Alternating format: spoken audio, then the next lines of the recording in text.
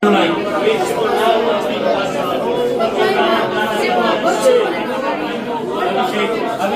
अभिषेक अभिषेक अभिषेक ओ प्रभु आफ्नो बगानहरूको हेरचाह गर्नको लागि ओ गोठा साँच्चै एउटा असल गोठालो भइकन प्रभु अतिथिहरूको सत्कार गर्ने ओ प्रभु आफूलाई प्रभुले नम्र बनाउने जुनसुकै परिस्थितिहरूमा पनि आफूलाई भन्दा पनि अरूहरूलाई बढी माया गर्ने तपाईँको प्रभु महान आज्ञालाई पुरा गर्ने आफ्ना छोराछोरी बनाउनुहोस् भने म व्यक्ति अनि प्रार्थना गर्दछु।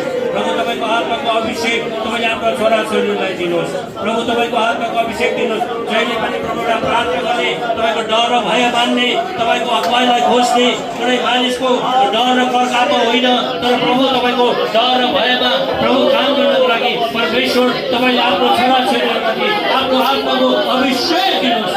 कोरामा खानामा सिक्ने अभिषेक प्रभु तपाईँको अभिषेक गराउनुहोस्। आफ्ना छोराछोरीहरूलाई एउटा असल गोठालो तपाईँले प्रयोग गर्नुहोस्।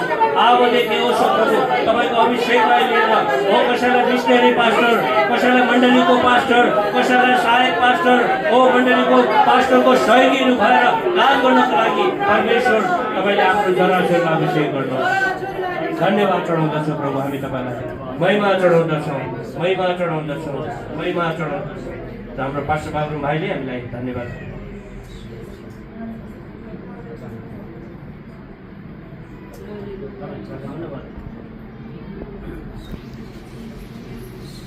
आउनुहोस् हामी प्रार्थना गरौँ।